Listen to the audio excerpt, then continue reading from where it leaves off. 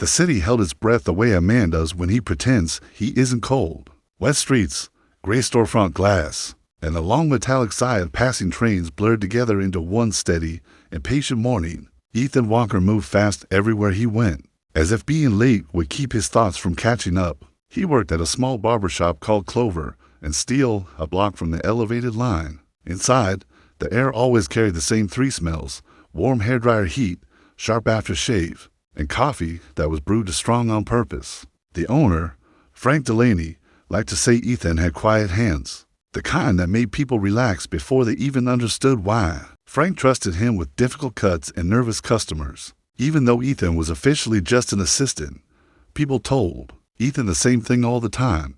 "You've got a gift," they said. Ethan smiled like they were talking about practice and patience. But the truth was stranger than that. Since he was a kid, Ethan's hair had never been just hair. It wasn't only thick or dark or stubborn in the way some people's hair is stubborn. It was responsive, alive in a way he couldn't explain without sounding insane. When he was angry, it felt heavier, as if it tightened against his scalp, pulling him back from doing something stupid. When he was afraid, it went brittle and dry, like it wanted to hide. When he was calm, truly calm, it lay perfectly, falling into place without a comb, and it reacted to words. In middle school, a boy once snatched Ethan's notebook and laughed, waving it above his head like a trophy. Ethan didn't think. He just said, low and flat, "Give it back." A thin strand of hair lifted from Ethan's forehead like a thread catching a breeze. The notebook jerked. It slipped out of the boy's hand, slid across the desk, and landed in front of Ethan as if pulled by an invisible fishing line. No one saw it clearly. Everyone blamed gravity, clumsiness, luck. Ethan sat there, lips pressed tight, pretending his heart wasn't pounding so hard it shook his ribs. He learned early that silence was safer than explanations. His mother used to talk about it in a voice she tried to keep casual. "Our family has something," she would say, and then immediately laugh as if it were a joke. But at night, when she thought Ethan was asleep, he heard the truth in her whisper from the kitchen table. "Don't let anyone cut you down to the scalp," she'd murmur. "Not the way they want. Don't give your hair away for free." When Ethan asked what she meant, she always changed the subject. "You'll understand when you're older," she said. By 18, he understood enough to be scared. His power didn't look like the movies. No lightning, no glowing eyes, no dramatic music. It was subtle, like the world was made of strings and his hair was the only thing that could pluck them. If he focused, his hair seemed to pull luck into place. Small things, like a drop key landing near his shoe instead of under a car, or a traffic light holding green just long enough. It could sense lies, too. When someone spoke falsehoods close to him, a prickling started at the base of his skull like a cold breath on his neck. Not always loud enough to identify the exact lie, but always loud enough to warn him, and it could protect him. Once, walking home late, a man stepped out from behind a dumpster and raised a hand like he was going to swing something heavy. Ethan didn't even have time to lift his arms. His hair surged under his hood, spreading in a sudden, instinctive flare, dense, springy, real. The attacker's hand met a wall that wasn't there a heartbeat before. Ethan ran. He didn't stop until he was inside his apartment with the door locked and the shower running, staring at himself in the bathroom mirror. His hair looked normal, perfectly normal. The secret had learned to wear a mask. For years, Ethan believed he could live like that forever, a little strange, a little careful, hiding the truth beneath hats and hoodies and jokes. He told himself he would never become a story, never become a target. Then one Tuesday, a man in an immaculate coat walked into Clover and Steel. It was a slow day, the kind where people came in for conversation as much as for a haircut. Frank was sweeping near the front when the bell over the door chimed. The man who entered didn't hurry. He removed his gloves with deliberate calm. He scanned the room the way a collector scans a display case, not looking for comfort, looking for rarity.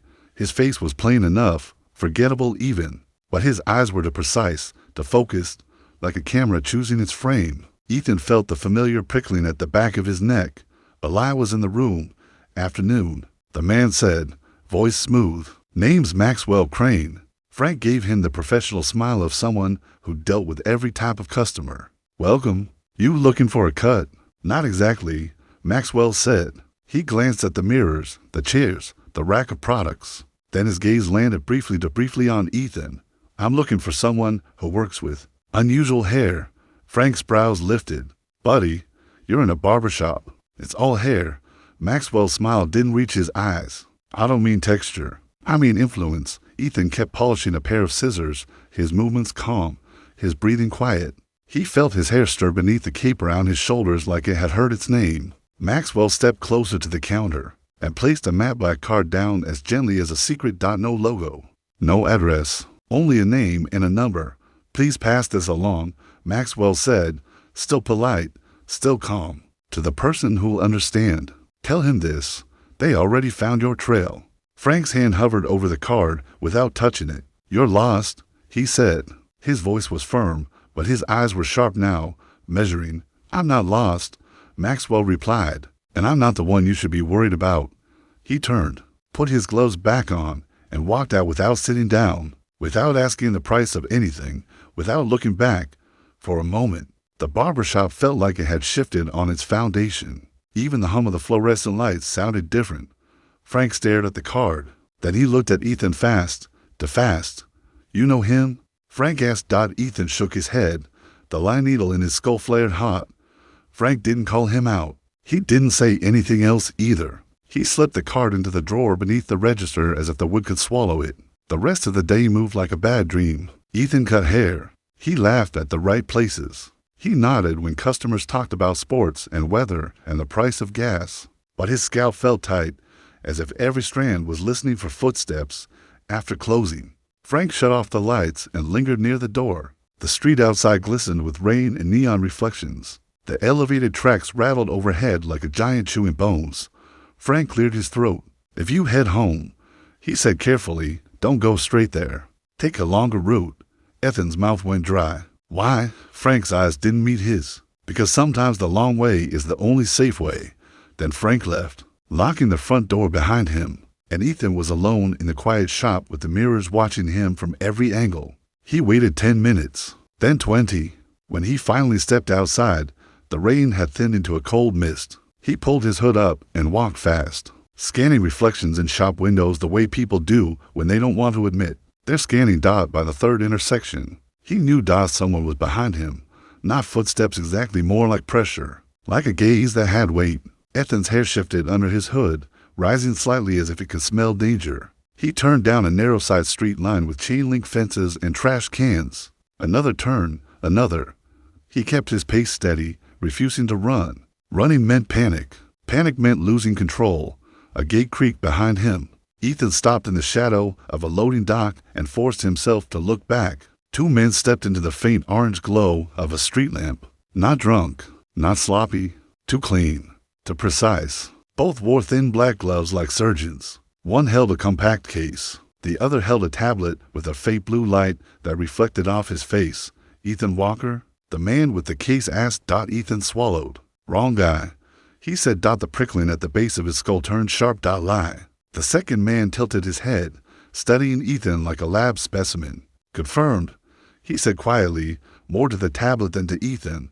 Response pattern matches. Ethan's hair tightened, as if bracing. He didn't raise his fists. He didn't shout. He spoke to his hair the way some people speak to their own heartbeat. Don't, he whispered. The strands obeyed.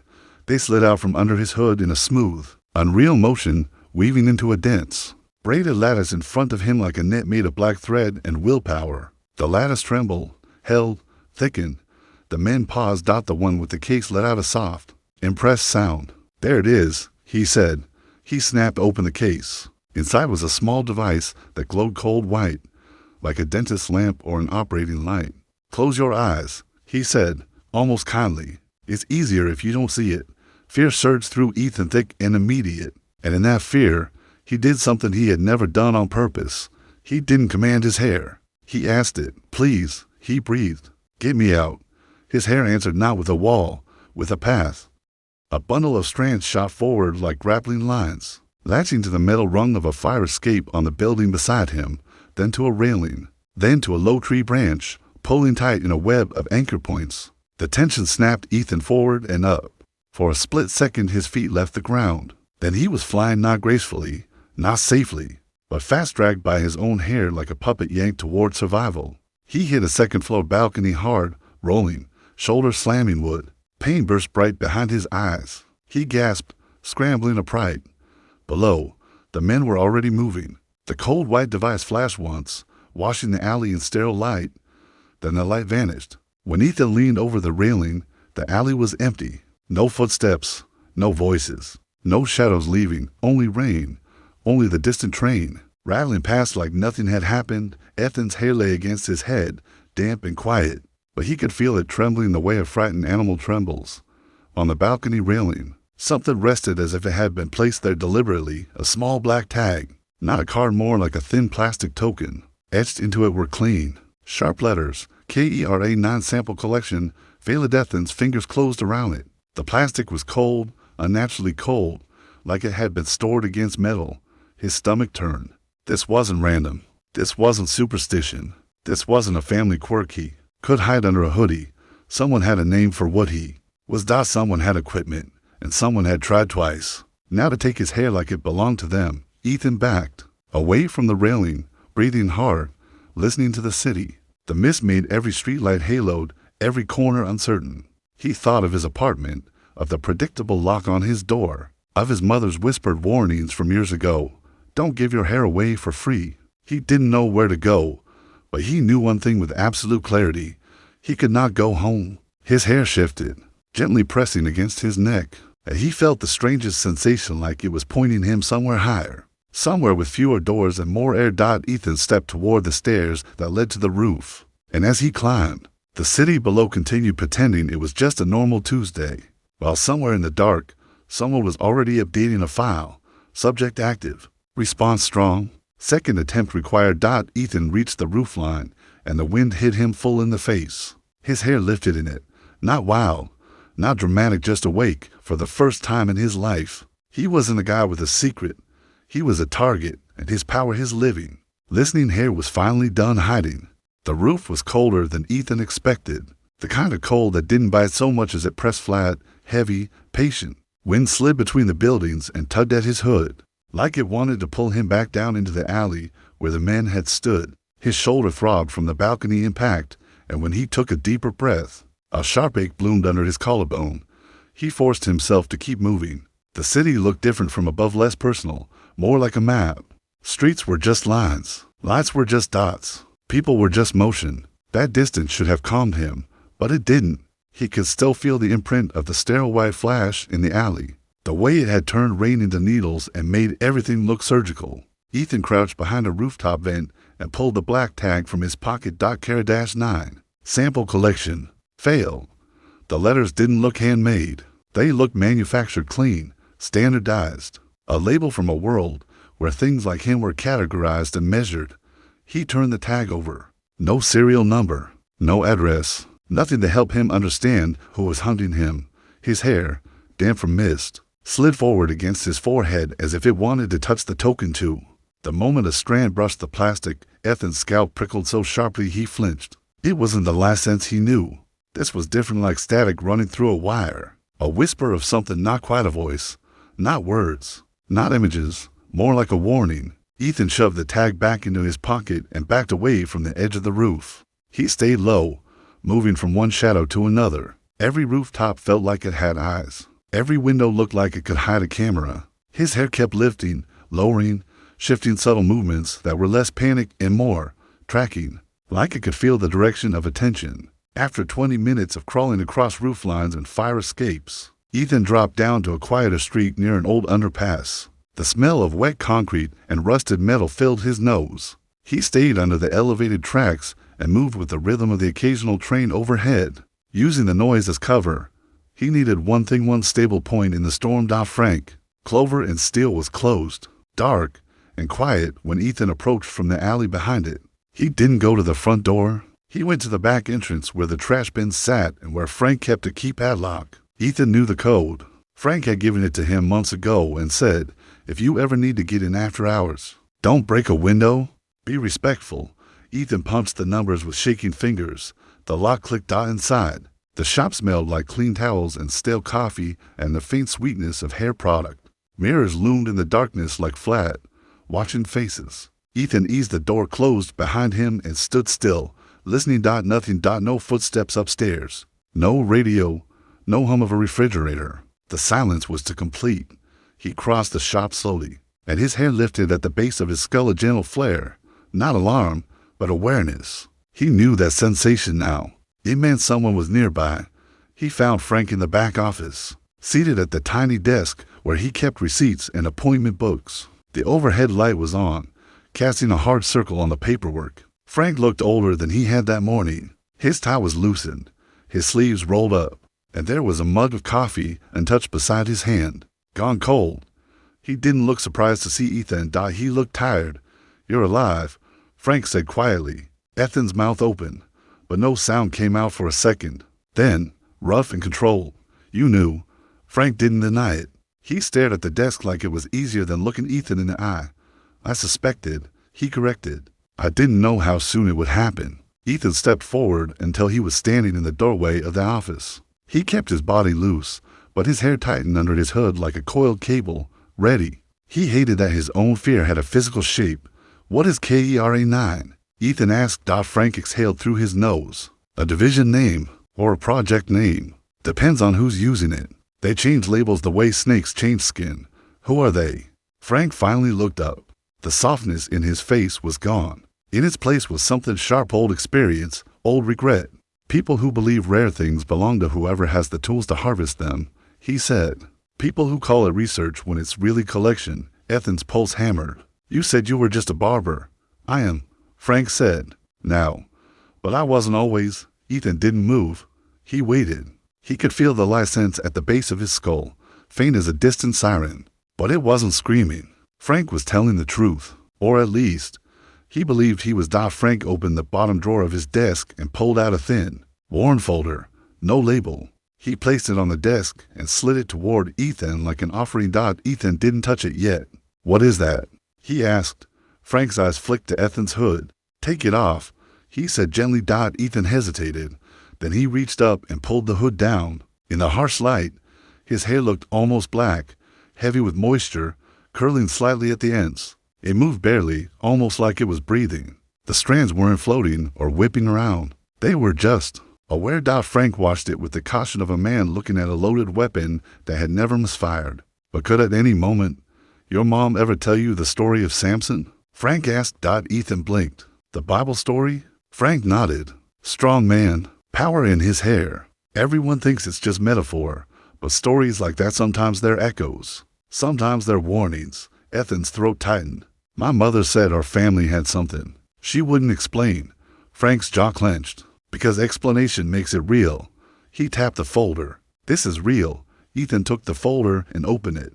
Inside were photocopies, old newspaper clippings, black and white photos, a few documents with heavy redactions. Some pages were typed, some looked like scanned handwritten notes. Ethan's eyes caught on one photo first. A group of men in suits, standing in front of a government-looking building. The image was grainy, but one of the men, young, hard-eyed, was Frank, or someone who looked exactly like him, only 20 years younger. Ethan looked up slowly. Frank didn't flinch. "That's me." Ethan's scalp prickled truth. "What did you do?" Ethan asked. Frank's mouth twitched as if he wanted to smile and couldn't. "I hunted stories," he said. "Or I told myself I did. I worked security for a private contractor that claimed it protected sensitive assets. We weren't protecting. We were locating, tagging, moving." Ethan's fingers tightened around the folder. "People." Frank's eyes dropped. "People," he admitted. "And sometimes parts of people." Ethan felt nausea rise, hot and sudden. His hair shifted along his temples, a restless ripple. He swallowed hard. "So you knew about me," Ethan said. "You let me work here anyway." Frank's voice went softer. "I brought you here because it was the only place I could watch you without scaring you. I needed you close. I needed time." "Time for what?" Frank leaned back in his chair and rubbed a hand over his face. "To figure out whether your hair was just reactive, instinctive, or whether it would become expressive." Ethan frowned. "Expressive." Frank nodded toward Ethan's head. "There are two kinds of it," he said. "The kind that moves when you panic. The kind that defends when you're threatened. And then there's the kind that listens. The kind that can be directed, shaped. The kind that can reach beyond your body." Ethan's skin tightened. "Like what happened tonight." "Exactly like what happened tonight," Frank said. "You didn't just block them. You moved. You anchored. You navigated. That means your hair isn't only a shield. It's a system. Ethan stared at him. Why would anyone care? It's just hair. Frank's laugh was humorless. It's not hair to them. It's a biological interface, a conductor, a fiber network they can map and replicate if they get enough samples. They believe your follicles carry a kind of code. Ethan's mind tried to reject the words, but the cold tag in his pocket made it impossible. Maxwell Crane, Ethan said. He came here today. Frank's face tightened. Crane's a recruiter, he said. A fisherman. He doesn't do the dirty work, but he points the sharks to the blood. So the men in the alley, collectors, Frank said. KERA-9 uses teams that look like technicians. They don't want noise. They don't want a body. They want a scalp, a sample. And then they vanish. Ethan's mouth tasted metallic. They had a light. Frank's eyes narrowed. A flash rig, he said. Not a camera flash. Something tuned. It stuns the nervous system and temporarily disrupts the hair's responsiveness. Makes cutting easier. Makes extraction cleaner. Ethan's hair tightened as if it understood the insult. Ethan forced himself to breathe slower. You said you used to work for a contractor. For them. Frank's silence answered. Ethan stepped closer, anger burning behind his ribs. So you're the reason they found me? Frank looked up sharply. No, he said. Listen to me. I left them years ago. I burned every bridge. I changed my name. I ran. I never sent a single report about you. Ethan's license flickered. Not a lie. Frank's voice cracked slightly at the edges. But they're good at finding patterns, he continued. They don't need me. They need time. They track anomalies, medical records, freak incidents, social media posts about weird hair. Anything? One kid in a school hallway, one security camera catching something that doesn't make sense, one nurse mentioning a strange scalp temperature. It adds up. Ethan remembered the notebook incident, the alley attack, the small moments he convinced himself were invisible. He felt suddenly exposed, like his entire life had been leaving a trail. What do I do? Ethan asked, and hated how small his voice sounded. Frank stood up. He walked past Ethan into the main shop and flipped the sign from closed to closed, as if the extra certainty mattered. Then he returned holding a small metal box from beneath the counter. He set it on the desk and opened it. Inside were a burner phone, a folded map, a set of keys, and a slim envelope stuffed with cash. Ethan stared. You've been prepared for this. Frank's jaw tightened. I've been afraid of this, he corrected. Where am I supposed to go? Ethan asked. Frank tapped the map. Upstate, he said.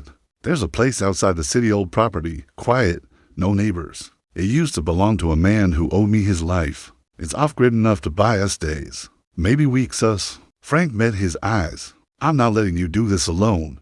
Ethan wanted to say no. He wanted to say he didn't trust him. He wanted to say 100 things. But the truth was simple. Ethan didn't have anyone else. That Frank, whatever he'd been, was standing here with a plan in a box and fear in his eyes. Ethan reached into his pocket and pulled out the KERA-9 tag. Frank's gaze sharpened the moment he saw it. He took it carefully, like it could cut him. They marked you, Frank said. His voice went low. That means they'll escalate. Ethan swallowed. What does that look like? Frank didn't answer immediately. He turned the tag over, searching for hidden markings. Then he set it down and leaned closer. KERA-9 doesn't like failure, he said. If the collectors miss, the recruiters come back. And when the recruiters come back, they offer a deal. Ethan's stomach sank. A deal? Frank nodded slowly. They'll promise you safety, money, a program. They'll say you'll be protected if you cooperate. But the goal is always the same. Access, samples, control. Ethan thought of Maxwell's calm smile, his polite voice. Ethan's scalp prickled again harder. Someone's outside, Ethan said suddenly. Frank froze. Are you sure? Ethan didn't need to be sure in the normal way. His hair had shifted subtle, focused, pointing like a compass needle toward the front of the shop. Lights, Ethan whispered. Across the street. Frank moved to the window and pulled the blind back a fraction. He stared for 2 seconds, then let the blind drop like it burned him. We're out of time, Frank said. Ethan's heart pounded. Who is it? Frank grabbed the metal box, shoved the envelope into his pocket, and tossed Ethan the burner phone. KERA-9, he said. And I think Crane is with them. Ethan caught the phone. His hands were steady, but his hair wasn't. It lifted and swayed like it was smelling a storm. Frank reached under the desk and pressed a hidden latch. Ethan heard a quiet click and then the soft slide of wood shifting. A narrow panel in the wall behind the desk opened to reveal a tight passage. An old maintenance crawlspace leading toward the building next door. Ethan stared at it. You built an escape route? Frank gave him a grim look. I told you I've been afraid. A hard knock hit the front door of the shop, 3 heavy strikes. Deliberate, not frantic. The kind of knock that assumes you will obey. A voice followed, calm and amplified by the glass. Frank Delaney, Maxwell Crane called. Open up. Let's have a civilized conversation. Ethan's blood turned cold. He hadn't imagined the voice. It was the same smooth tone from earlier, friendly, patient, already in control. Frank's eyes locked with Ethan's. Through the passage, he mouthed, "Now." Ethan stepped toward the opening, but his hair tugged him back for a split second as if it didn't want to go, as if it wanted to fight. The knock came again, stronger. Maxwell's voice softened, almost comforting. "I don't want to damage your business," he said. "I don't want to frighten your boy. But you and I both know this ends one way." Ethan's scalp prickled so sharply it felt like needles. Lies layered over truth. A promise that was a threat. Frank pushed Ethan gently toward the passage. "Go," he whispered. "Whatever happens, do not let them take your hair. Not even a strand." Ethan hesitated just long enough for fear to turn into something else resolve. He looked at Frank. "Are you coming?" Frank's expression tightened, like a man swallowing pain. "I'll be right behind you." Ethan didn't know if that was true. He couldn't tell. Not with everything happening at once.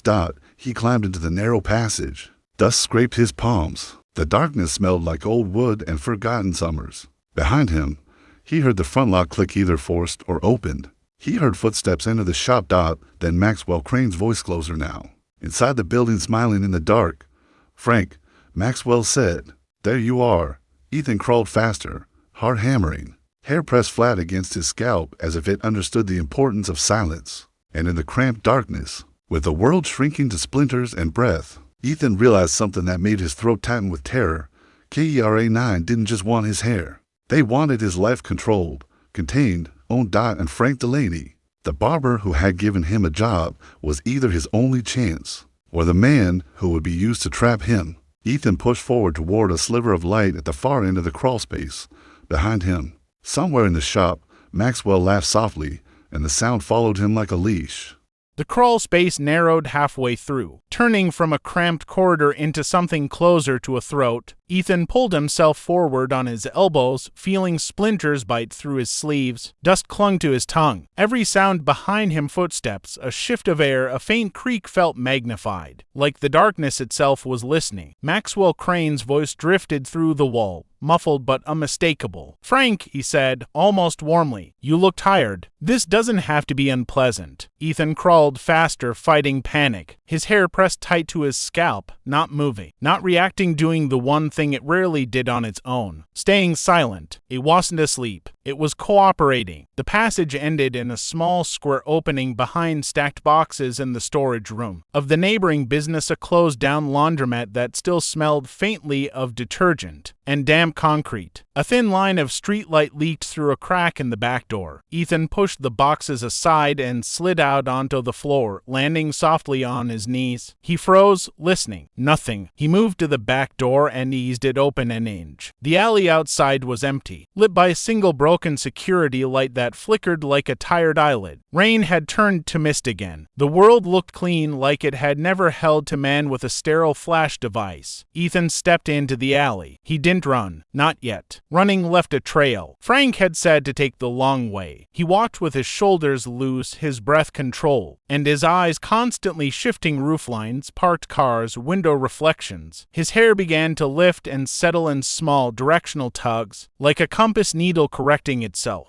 It didn't point towards safety. It pointed away from danger. At the corner, Ethan turned left instead of right. He took a route that cut behind a row of restaurants and through a service row that smelled like fryer grease and wet cardboard. He crossed onto the elevated tracks and merged into a small crowd near a late-night bodega, where people stood under the awning pretending the drizzle wasn't cold. He bought a bottle of water with the last cash in his wallet, not because he needed it, but because he needed the normality reality of the exchange, the beep of the register, the fluorescent glare, the cashier's bored eyes. Then he moved again. 2 blocks later, he ducked into a narrow stairwell that led to a rooftop access door for a residential building. He didn't go up. He went down into the basement level, where the building's boiler room hummed like a tired animal. He waited there, crouched behind a stack of folded plastic chairs, counting his breaths. 10 minutes passed, then 20. Ethan's hair stirred once harder, urgent, and he felt it. Attention. Not footsteps, not a voice. A pressure, like a finger hovering above the back of his neck. He held still. A door opened somewhere above. Soft movement. To people talking in low tones. Ethan's scalp prickled, not the sharp lie warning, but the static choir feeling had gotten when his hair touched the Carnine tag. That meant equipment. That meant tune devices, scanners, whatever they used to see him. He slid the tag out of his pocket and stared at it in the boiler room's dim light. Carnine sample collection. Failed, his hair leaned toward it again, almost involuntarily. Ethan clenched his jaw. "Help me," he whispered, not sure if he was speaking to his hair or to himself. "Tell me what to do." The strands along his temples lifted, one thin filament impossibly thin, like a black thread extended from his hairline and touched the edge of the tag. A cold pulse ran through Ethan's scalp. And this time, something did come, still not words, not pictures, but a sensation so clear it might as well have been a sentence. "They can't track you if you don't touch what they mark." Ethan's stomach tightened. The tag wasn't just a warning. It was a beacon, something his hair reacted to. Something their tools could probably paint. He didn't hesitate. He wrapped the tag in a napkin from his pocket, then shoved it deep into a trash bin beside the boiler, under a layer of damp paper and grime. He wiped his fingers against his jeans as if he could remove the feeling from his skin. Immediately, the pressure eased. The prickling softened. Ethan exhaled slowly, almost laughing from relief. Then the voices above stopped. A pause too deliberate. Ethan felt his hair rise, every strand subtly lifting like grass before a storm. The warning wasn't about the tag anymore. It was about him. He moved. He slipped out of the boiler room, up a short flight of steps, and into the building's service hallway. The place smelled like paint and old carpet. He kept to the walls, moving past doors and mailboxes, then out through a side exit into a courtyard. The mist had thickened. Streetlights were halos. The city felt muffled, like it had put cotton in its ears. Ethan cut through the courtyard, hopped a low fence, and ended up behind a row of parked delivery vans. He ducked between them, then made his way toward the main street where the traffic noise could swallow him. Behind him, faint and far, a door slammed, and then Maxwell Crane's voice again, not close enough to be heard normally, but close enough for Ethan to feel it in his bones. Maybe he was speaking into a headset. Maybe his voice just carried in Ethan's memory. "Ethan,"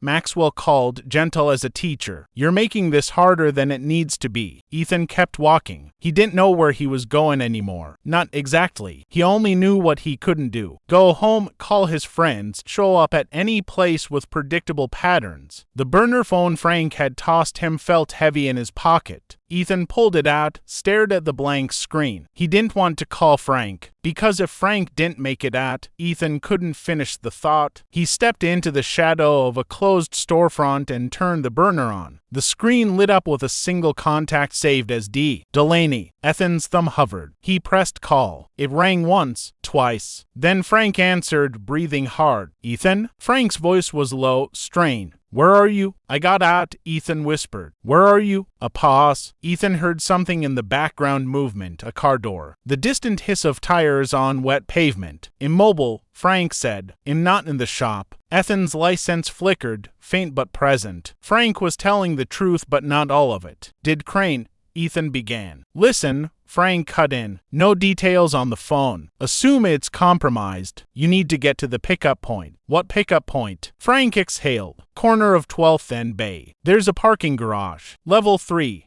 Northwest side. You'll see a gray SUV. Don't get in unless you see me." Ethan's pulse spiked. "How do I know it's not them?" Frank's voice tightened. "Because I know what your hair does. You'll feel the lie if it's wrong. Trust yourself. And trust your hair." Ethan swallowed. "How long do I have?" "You don't have long," Frank said. Crane is escalating. He brought a second team. If he can't catch you, he'll spook you into taking his offer. My offer, Ethan repeated. Frank's voice dropped even lower. If he talks to you, don't listen. He'll sound reasonable. He'll sound safe. That's how he hunts. The line clicked. Frank ended the call. Ethan stood in the drizzle for a moment, staring at the burner as if it had betrayed him by being only plastic and circuits. Then he turned and moved toward 12th and Bay. He took the long way. He crossed 3 busy streets, then doubled back through a public park where wet leaves stuck to his shoes. He walked along the edge of a riverwalk where joggers passed him with headphones and blank expressions. He avoided cameras as best he could, walking under trees, cutting through shadows, using crowds as camouflage. His hair kept shifting,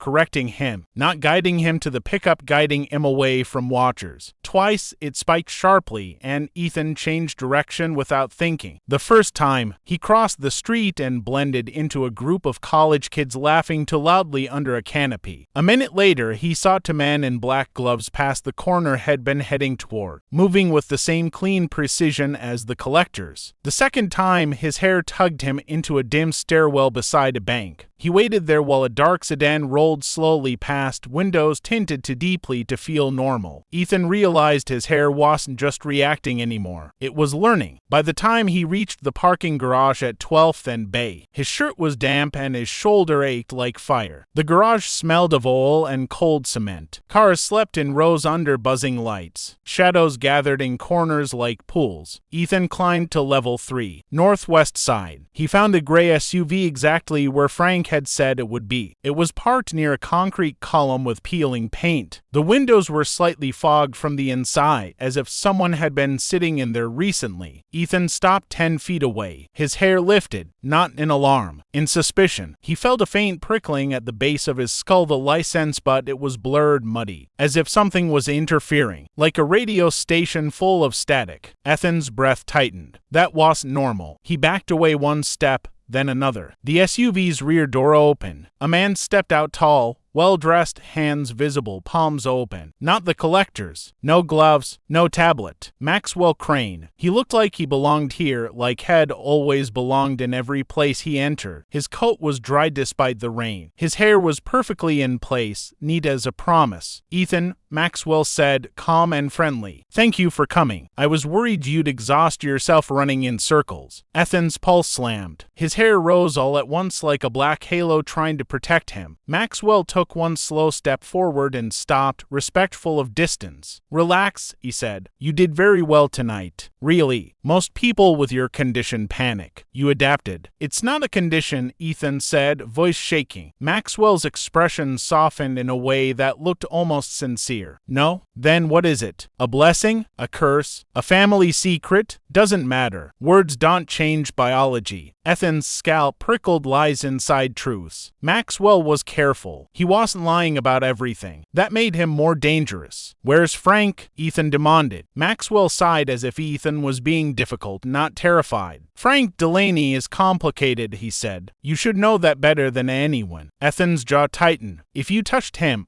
I didn't, Maxwell said smoothly. And that's not a lie. I didn't touch him. Ethan's license didn't spike. Maxwell might actually be telling the truth. That didn't mean Frank was safe. Maxwell gestured toward the SUV with an open hand. Here's what's happening, he said. Your world is changing whether you want it to or not. Caroline has a file on you now. They've confirmed you're active. They'll keep coming until they get what they need. Ethan took a half step back, instincts screaming to run. But his hair held him tight at the scalp like an anchor. Maxwell watched the movement and nodded as if taking notes. Your hair is responsive to stress, he said. Your baseline control is improving. That's excellent. It means you're ready to make a choice instead of being dragged around by instinct. In not joining you, Ethan said. Maxwell's smile stayed soft. You don't know what I'm offering yet. I don't care. You should, Maxwell replied, because there are 2 futures for you. In the first, you keep running. You sleep in basements. You flinch at every reflection. Eventually, you get tired. Eventually, Someone cuts you when you're too tired to stop them. Ethan's throat tightened. In the second, Maxwell continued, you come with me. You step into a program designed for people like you, people with rare biological interfaces. We protect you. We train you. We study you with consent. We give you a life where you're not constantly afraid. Ethan felt his license flicker not sharply, but faintly. Maxwell believed what he was saying, or he believed it was true enough. Consent, Ethan repeated, bitter. Like those men in the alley. Maxwell's expression hardened for the first time, a crack in the polished surface. Those men were not my preference, he said. They're impatient. They think in tools. I think in outcomes. That's why I'm here, speaking to you like a human being. Ethan's hair lifted, trembling with anger. Maxwell noticed. Easy, he said, voice gentle. You and I are not enemies, Ethan. We're negotiators. We're the only adults in a room full of people who would rather break you than understand you. Ethan stared at him, trying to read him through the static in his senses. His hair didn't know what to do. It wanted to defend. It wanted to run. It wanted to listen. It was confused, and that confusion spread through Ethan like poison. Where is Frank? Ethan asked again. Maxwell looked toward the far end of the garage. Frank's not coming, he said quietly. Not tonight. Ethan's chest tightened. You said you didn't touch him. I didn't, Maxwell replied. But consequences did. Ethan felt the cold truth behind the words. Maxwell was implying Frank had been taken, or cornered, or forced to disappear. Maxwell stepped forward one more pace, still controlled, still respectful. I know what Frank told you, he said. He told you ID sound reasonable, that ID offer safety, that ID tried to hunt you with words. Ethan's eyes narrowed. Maxwell smiled faintly. Has not wrong. Words are the only thing separating civilization from cages. But here's the part Frank didn't tell you because he doesn't want you to know. Frank worked with us. Frank knows our protocols. Frank knows our benefits. Frank knows exactly what happens if you keep running. Ethan's license flickered again, muddied. Maxwell held up a hand. Before you decide, let me show you something. He reached into his coat and pulled out a small device, thin black, like a remote. He clicked it once. The lights above Ethan flickered. For a split second, Ethan's vision sharpened, then blurred, then sharpened again. His hair spasmed, every strand pulling tight as if someone had yanked invisible strings. The static in his senses became a roar. Ethan staggered, grabbing the concrete column to steady himself. Maxwell's voice stayed calm. That's a dampener, he said. Non-lethal. It disrupts the interface temporarily. The collectors use cruder versions. Mine is refined. Ethan's breath came faster. His hair fought the sensation, pushing against it like a living thing trying to breathe underwater. Maxwell clicked the device again. The pressure eased. Ethan leaned forward, shaking. You see? Maxwell said softly. I can stop you from hurting yourself. I can stop you from overreacting. I can help you control it. Ethan looked up, furious. That's control, he spat. Not help. Maxwell's eyes stayed steady. Sometimes control is the help, he said, because uncontrolled power gets you killed. Ethan's hair rose high, angry now, forming a subtle, protective lift around his head. The strands along his forehead stretched forward like they wanted to become a net again. Maxwell sighed, almost disappointed. I didn't want to do this the hard way, he said. Ethan's heart dropped. What? A car engine started behind him. Ethan whirled. From behind to concrete pillars, a dark van rolled forward slowly, like a shark surfacing. Its headlights were off. Its movement was silent except for the soft hiss of tires.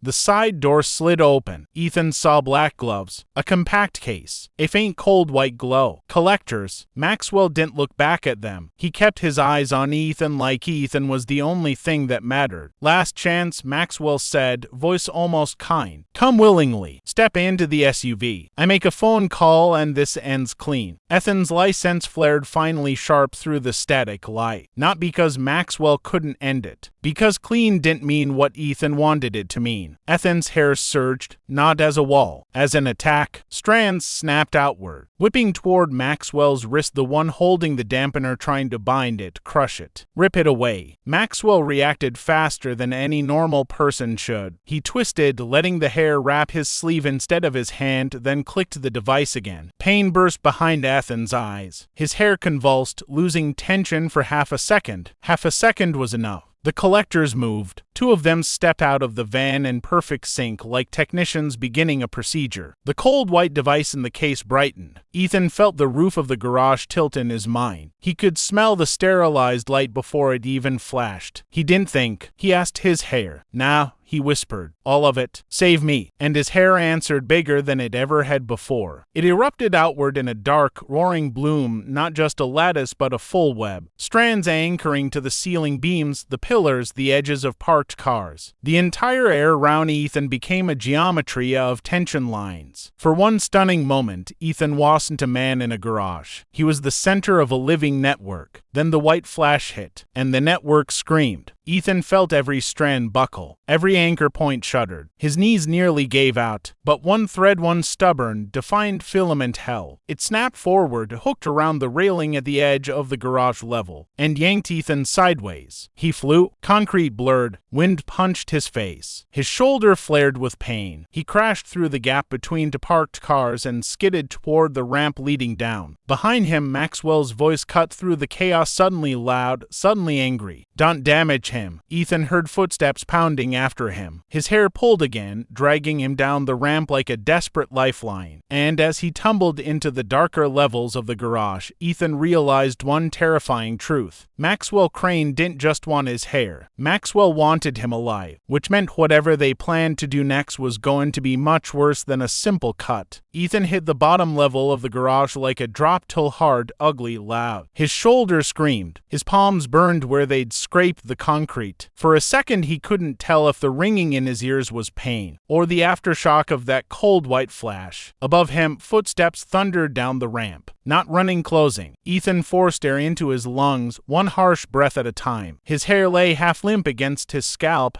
heavy and damp, like it had been drenched from the inside. The dampener flash hadn't killed it, but it had stunned it, like a muscle that had been shocked and needed seconds to remember how to move. Seconds were expensive. He rolled behind a concrete pillar and pressed his back against it, trying to make himself smaller than the shadows. The level was mostly empty old stains, parked cars with flat tires, trash blown into corners. A security camera blinked in the distance. Ethan's first instinct was to destroy the camera. His second instinct was to survive. He reached into his pocket and clenched the burner phone in his fist, but he didn't turn it on. Frank had said assume it was compromised. Maxwell had proved he could interfere with Ethan's senses. If he could jam a biological interface, a cheap phone signal would be nothing. Footsteps slowed near the bottom of the ramp. Voices muted, clinical. 2 units on lower. Scanners spiking. Target moved left. Light ready. Ethan's stomach turned. They weren't searching. They were triangulating. He closed his eyes, not to hide from fear, but to find the thread inside it something steady. Had always treated his hair like a reflex, like a secret. Tonight it had become a partner. A system, Frank had called it. A system needed input. Ethan whispered, barely moving his lips. "Show me." His hair twitched. Not much. Not the roaring web from moments ago. But enough. A small shiver at the crown of his head. Then a faint tug toward the left toward an access corridor lined with metal doors. And utility signage. Ethan moved. He stayed low, half-crouched, slipping behind a row of old cars. His shoes squeaked once on damp concrete and he froze. The voices stopped. A beam of white light skimmed across the level, thin, controlled, not the full flash. More like a searchlight tuned to the same sterile frequency. Ethan's scalp prickled. His hair recoiled. He ducked behind a rusted pickup and held still while the beam passed. It felt like being examined by a machine that didn't care what he wanted. The light lingered as if it could taste him. Then it moved on. Ethan exhaled slow, silent, and continued toward the corridor. A door stood slightly ajar near the end, marked authorized personnel only. It looked like a service entrance that no one used anymore. Ethan reached it, hesitated, then pushed it open and slipped inside. The corridor smelled like old water and electrical heat. Pipes ran along the ceiling. A distant ventilation fan hummed. The door swung shut behind him with a soft, final click. For the first time in minutes, the garage noise faded. Ethan leaned against the wall, panting. His hair lifted slightly, like it was waking back up. "Okay," Ethan whispered. "Okay. Good." Then, from the darkness ahead, a voice spoke. "Don't say okay yet." Ethan spun, heart detonating in his chest. His hair surged instinctively, bristling ready to lash out. A figure stepped into a dim pool of light near a junction box. A woman, mid-30s maybe, wearing a hoodie under a rain jacket, dark jeans, practical shoes. No gloves, no tablet. But her eyes were sharp and alert in a way that made Ethan's scalp prickle not with lies, but with danger that had learned how to behave. She held something in her right hand. Scissors. Not kitchen scissors. Not cheap plastic-handled ones. Clean steel, folding, compact like a tool. Ethan's throat tightened. "Stay back." "I'm already back," she said calmly, lifting her empty left hand. "I'm not with them." Ethan's hair didn't relax. It hovered, tense. "Prove it," Ethan said. The woman glanced toward the door Ethan had come through. "I can prove it by not shining a dampener at your head," she said. "And by telling you something you don't know yet." Ethan swallowed. "Like what?" Her gaze flicked to his hair, subtle, respectful, not hungry. "Like the fact that Caroline didn't find you tonight by accident," she said. "They found you because somebody sold them a lead from inside the barber shop." Ethan's stomach dropped. Frank, the thought hit like a punch. His license flared hot, immediate, then stalled. Because he couldn't tell. Not with fear flooding every nerve. The woman saw the shift in his face and shook her head quickly. "Not Frank," she said, as if she'd heard his thoughts. "Frank didn't sell you out. Frank tried to protect you. But there's something in that shop that doesn't belong there." Ethan's mouth went dry. "What?" "A sample," she said. "A strand, a brush, anything that had your follicles. Something they could assay. Once they had enough, they built a tracking profile." Ethan remembered Frank slipping Maxwell's card into the drawer. The quiet way had watched Ethan's hood, the escape route in the wall, the preparedness that had felt like care and guilt mixed together. Ethan stared at her. "Who are you?" The woman hesitated just long enough for Ethan's hair to lift another fraction, warning. Then she answered. "Name's Claire Reyes," she said. "I used to work for Caroline." Ethan's heartbeat stumbled. His hair tightened like a fist. Claire raised her left hand higher. "I know how that sounds," she said. "But listen, if I wanted you captured, I wouldn't be standing here with scissors. I'd be standing behind you with a flash rig." "Why scissors?" Ethan asked, voice hard. Claire's eyes stayed steady. "Because hair like yours is a conduit," she said. "And conduits can be overloaded, jammed, or if you know what you're doing, rerouted." Ethan's scalp prickled at the word rerouted. Claire took a careful step closer, slow enough that Ethan could stop her if he chose to. "Your hair is trying to run the same pattern over and over," she said. "Anchor, pull, web, escape. It's learning, but it's also leaving a signature. Every big movement makes you brighter to their scanners." Ethan clenched his jaw.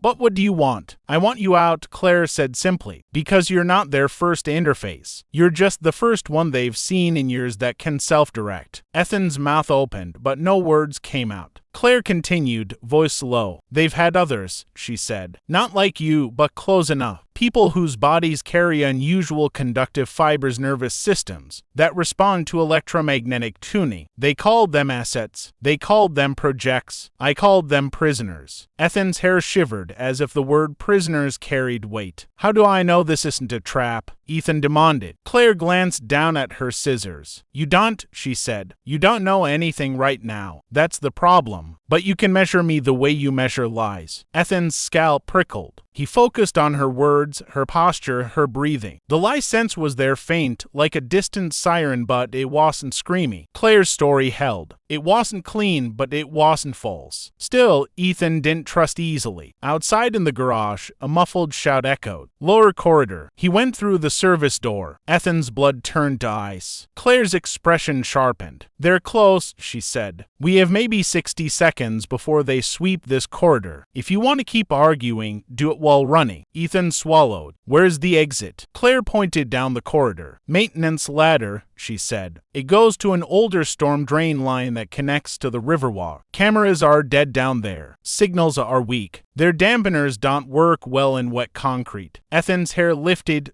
tugging in the same direction. Claire looked at him. "Your hair agrees," she said. Ethan hated that he did too. They moved. Claire jogged ahead, light-footed, confident in the maze. Ethan followed, shoulder burning, lungs tight. His hair was recovering now, lifting and shifting, sensing the air behind them. At the end of the corridor, Claire yanked open a metal hatch and revealed a vertical ladder descending into darkness. Cold, wet air rose up like breath from underground. "Go," she said. Ethan grabbed the ladder and started down. The rungs were slick, his hair pressed close to his scalp, as if it understood the danger of getting snagged. Claire followed, closing the hatch behind them. The darkness swallowed the last of the garage's hum. Below, water dripped steadily, counting time. They climbed down into a wide concrete channel where shallow water flowed along the floor. The walls were stained with old runoff. The air smelled like stone and iron. Ethan's voice came out raw. "Why are you helping me?" Claire's boots splashed as she walked. "Because I'm tired of watching people become products," she said. "And because Frank Delaney called and a favor has been avoiding for years." Ethan stopped short. "You know Frank?" Claire looked back at him. "Frank saved my life," she said. "Not because he was good. Because he was trying to become good. There's a difference." Ethan stared at her, pain and anger mixing into something he couldn't name. "Where is he?" Ethan asked. Claire hesitated. That hesitation was louder than a lie. Ethan's scalp prickled sharp. Claire exhaled. "Frank didn't make it to the garage," she said carefully. "Not the way he planned." Ethan's chest tightened. "Has dead?" "No," Claire said quickly. "Not dead. But Crane has him. Or at least Crane has access to him." Ethan felt his knees go weak for a second. He leaned against the damp wall, breathing hard. Claire stepped closer. "Ethan," she said, "this is why you have to keep moving. Crane doesn't just want your hair. He wants leverage. Frank is leverage." Ethan's hair rose in anger, rippling along his temples like a storm gathering. Claire kept her voice steady. "If you go back for Frank right now, they'll box you in and take you both," she said. "If you stay alive, you have a chance to get him out later." Ethan clenched his fists. "Later," he repeated, bitter. Claire nodded once. "Later," she said, "with information, with tools, with a plan."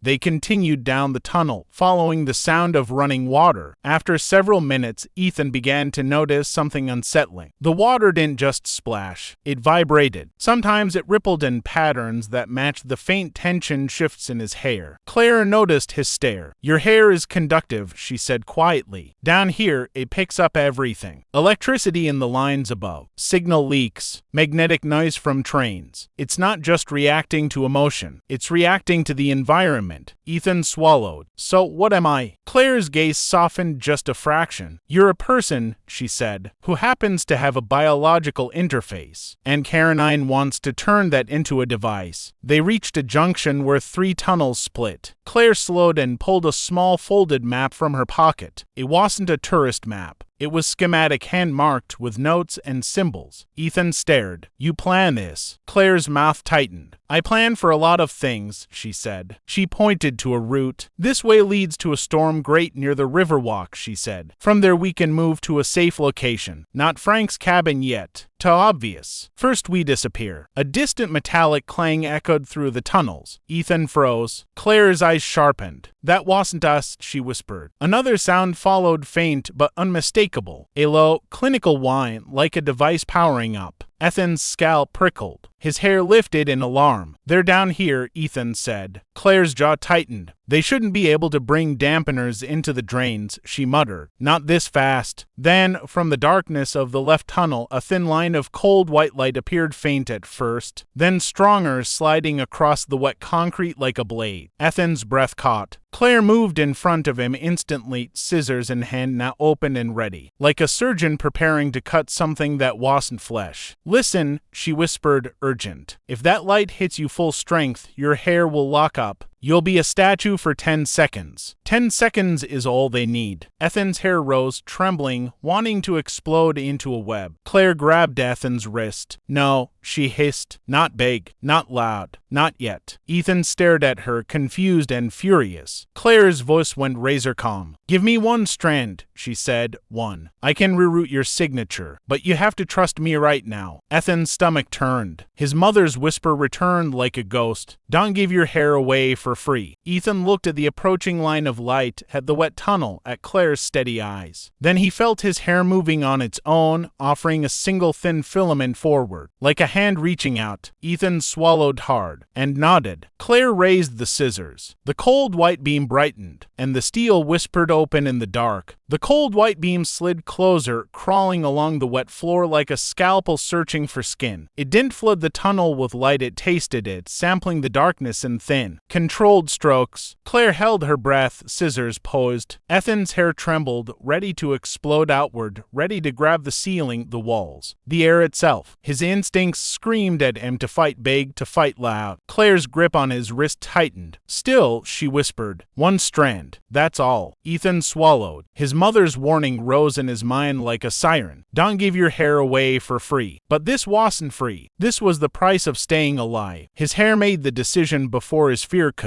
A single filament eased forward from his temple, thin as fishing line, darker than the tunnel, trembling with something that felt like reluctance and trust at once. Claire's scissors closed. A soft metallic snip, almost polite, echoed in the concrete throat of the storm drain. Ethan felt it like a pulse, not pain exactly, but a sudden hollow tug behind his eyes, as if a small part of his nervous system had been unplugged. The strand in Claire's fingers seemed to hold tension even after it was cut, like it didn't know it was no longer attached to him. The cold white beam brightened. Claire moved instantly. With her left hand, she pressed the cut strand against the wet concrete wall. With her right, she snapped the scissors shut again, not cutting now, but pinching the strand against steel. She dragged the scissors along the wall in a tight arc, drawing a quick, deliberate curve like a symbol. "What are you doing?" Ethan breathed. "Changing the math," Claire murmured. The strand clung to the damp surface as if it wanted to reattach to something, anything. Claire kept it moving, shaping it into a short loop and then pressing the ends together with the scissor blades. She took a small packet from her pocket, something like a single-use antiseptic wipe, and tore it open. Instead of using it to clean, she used the foil-lined wrapper, folding it fast, wrapping it around the loop. The beam slid closer, searching. Ethan's scalp prickled, not with lies but with interference, static, rising, then falling, then rising again. His hair on his head reacted, lifting in confusion. Claire glanced back, eyes sharp. "When the light hits the loop," she said, "it will think it found you. It will lock onto the strongest signature in the room." Ethan's stomach tightened. "And that loop is you," Claire said, "but not you anymore. It's a snapshot." The beam reached the loop. For a fraction of a second, everything went silent, like the tunnel itself held its breath. Then the light flared, brighter and steadier, concentrated on the wall where Claire had pinned the strand. Ethan felt pressure lift off his scalp. The static in his senses shifted away, pulled toward the loop like a magnet. Claire leaned close to his ear. "Now," she whispered. "Small, quiet, moo."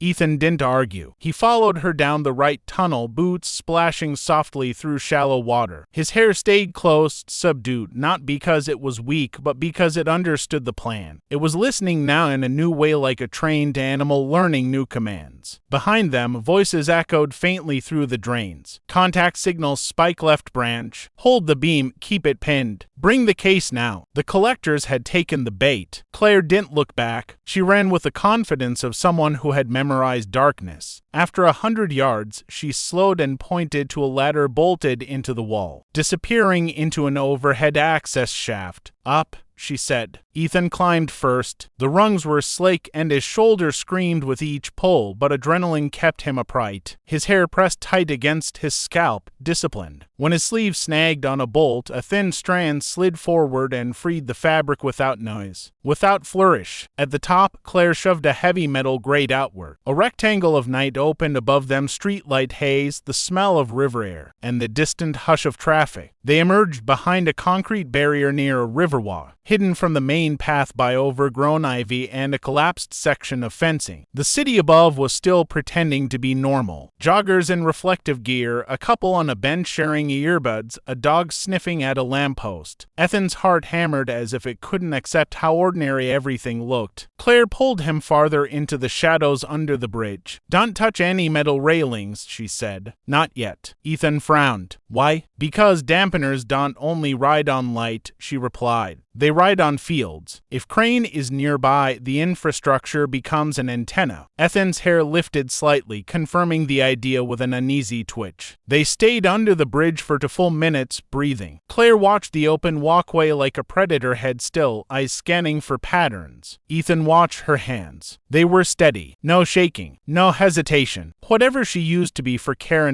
she had been good at it. Finally, Claire nodded toward a service road that curved away from the river. We move, she said. No straight lines. Ethan followed. They crossed under the tracks again, moving through industrial backstreets where the only people out this late were delivery drivers, and the kind of men who didn't look at your face. Claire led them to a public parking lot, then cut behind it into a narrow lane lined with dumpsters and loading docks. A small sedan sat at the end of the lane, old, dull paint, nothing distinctive. Claire approached it without hurry, checked beneath the bumper with her phone flashlight, then opened the driver's door. Get in, she said. Ethan hesitated. His hair lifted and stilled, reading the moment the way it always did. Not with words, but with sensation. No light prickle. No static surge. No warning. Ethan got in. Claire drove without turning on the interior light. She kept the radio off. She didn't speed, but she didn't drift either. Every choice felt calculated. A left turn at a green light just before it changed. A lane change that placed a truck between them and the car behind. A detour through a residential neighborhood where cameras were fewer and sight lines were messy. After 15 minutes, she finally spoke. That loop in the tunnel will only hold them for so long, she said. Ethan swallowed. How long? Depends on how smart their tech is, Claire replied. And how angry Crane is. Ethan stared out the window at dark houses and bare winter trees. He showed me a dampener, he said. A refined one. Claire's jaw tightened. Of course he did, she murmured. He likes to demonstrate control. Ethan's fingers curled around the edge of his seat. Frank, he said, you told me Crane has him. Claire didn't answer immediately. The silence felt like a bruise. Where is he? Ethan asked again. Claire's voice stayed careful. I don't have a live location, she said, but I know the pattern. Ethan's hair lifted slightly, not at her words, but at the heaviness behind them. Claire knew more than she wanted to say. What pattern? Ethan pressed. Claire turned onto a quieter street and parked beside a closed hardware store. She killed the engine, then looked at Ethan fully for the first time since the drains. Carolina doesn't keep leverage in the same building as operations, she said. They separate assets the way you separate chemicals. If something spills, it doesn't contaminate everything. Ethan's chest tightened. So Frank is in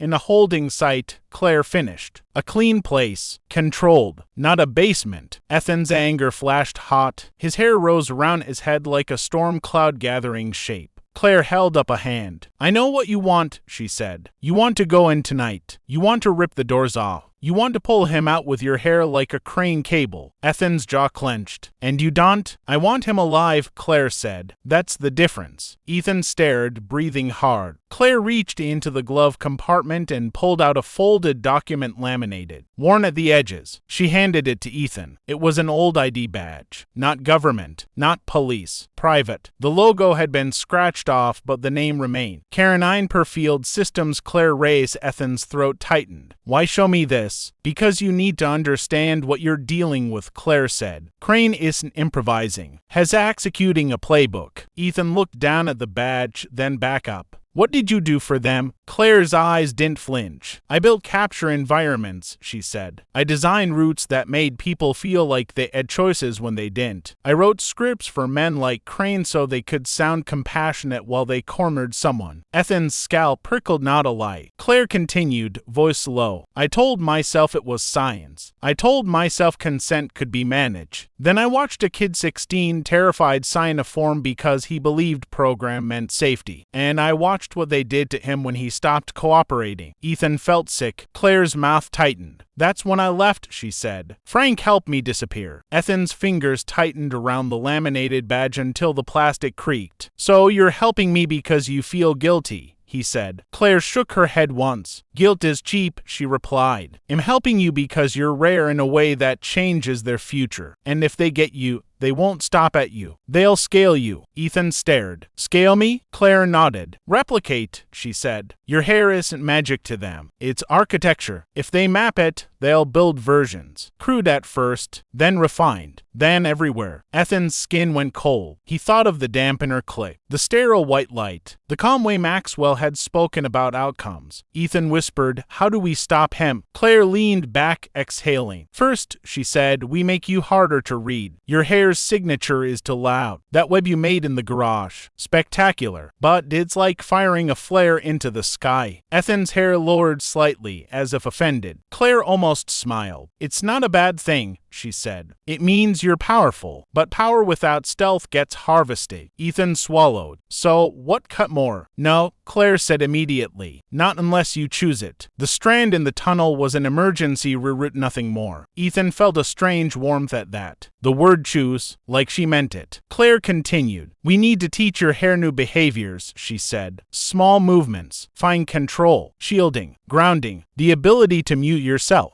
Ethan's voice came out raw. Can you teach that? Claire nodded. Yes, she said, but you have to stop thinking of your hair as an object. It's a system tied to your nervous system. When you panic, it panics. When you focus, it becomes precise. Ethan stared at her. And Frank? Claire's face tightened again. Second, she said, we get information. Frank is alive because Crane wants leverage. That buys time. But time isn't safety. Ethan's blood pulsed hot. So where do we get information? Claire reached into her jacket and pulled out a small black notebook, water stain. She flipped it open. Inside were scribbled codes, addresses, names, and diagrams, some crossed out, some circled, some underlined 3 times. My old notes, she said. Routes, sites, vendor contacts. There's one place Crane favors because it's clean and quiet and looks legitimate on paper. Ethan leaned closer. Where? Claire pointed at a line of text. A private biomedical storage facility, she said. A distribution hub near the industrial rail yard. Officially, they store lab equipment. Unofficially, they store people. Ethan felt his hair lift, not with fear, but with a strange directional pull, like the thought alone created a vector. Claire noticed. Your hair reacts to intent, she said. That's useful, but dangerous. We don't go there tonight. Ethan's jaw tightened. Then when? Claire looked at him steadily. When you can stand in the same room as Crane without losing control, she said. When you can resist the dampener long enough to act. When your hair can protect you without broadcasting you. Ethan's breath shook. He wanted to disagree. He wanted to argue that waiting was weakness. But he remembered the garage. The moment the light hit and his entire system buckled. The half-second of vulnerability that almost ended everything. He forced himself to ask, how long does that take? Claire's voice softened just slightly. Not long, she said. If you work, if you listen, if you stop running like prey and start moving like a person who knows what he's. Ethan stared at his hands. He felt the throb in his shoulder, the burn on his palms, the damp chill in his bones. And beneath all of it, he felt his hair quiet now, present, waiting for direction. Ethan looked up. Where are we going? Claire started the car again. A safe apartment, she said. A friend of mine. No names. No phones. We sleep in shifts. Ethan swallowed. And then? Claire's eyes met his in the rearview mirror as she pulled away from the curb. Then we train, she said. Then we gather proof. Then we build a plan. Ethan's throat tightened. And we get Frank back. Claire didn't answer right away. Then she said, yes. One simple word, heavy as a promise. They drove in silence for several blocks. The city rolled past in dim layers. Closed storefronts, streetlights, distant cranes over the river like skeletal arms. Ethan finally spoke, voice low. Maxwell said something, he murmured. He said him not their first interface. Claire's grip on the steering wheel tightened. Ethan continued, how many were there? Claire's eyes stayed on the road. Enough, she said. Ethan swallowed. Are any of them alive? Claire's silence was the answer. Ethan's hair lifted in a slow wave of anger, but it wasn't wild. It wasn't a flare. It was focused. Ethan looked down at his reflection in the dark window glass and saw a version of himself. He didn't recognize eyes harder, posture tighter. A man who had been chased into a corner and discovered he could become something else. Claire turned into an unmarked alley behind a quiet building and parked beside a metal door. With no sign, she knocked in a pattern 3. Pause 2, pause 1. The door opened a crack. A face appeared briefly, then the door swung wider. Claire ushered Ethan inside. The apartment was small but warm. The air smelled like tea and laundry detergent. A dim lamp cast soft light over a couch, a table, and a wall covered with maps and handwritten notes. Not art, not decoration, preparation. Ethan stood in the doorway. suddenly exhausted. His hair settled against his scalp like a blanket finally allowed to rest. Claire closed the door behind them and slid a deadbolt into place. Then she turned to Ethan. "First lesson," she said quietly. "Your hair is not a weakness. It's not a trick. It's not a curse." Ethan watched her, breathing slow. "It's yours," Claire finished. "And if Crane wants it, it means you have something he can't build without you." Ethan nodded once. Outside, the city continued to hum in ignorance. Somewhere Maxwell Crane would be angry. Somewhere Caroline would be recalibrating after chasing a ghost strand in a storm drain. But inside the safe apartment, for the first time all night, Ethan felt something new settle into his chest alongside fear. Purpose. He reached up and touched his hair lightly, not to check if it was still there, but to acknowledge it like a partner. "Okay,"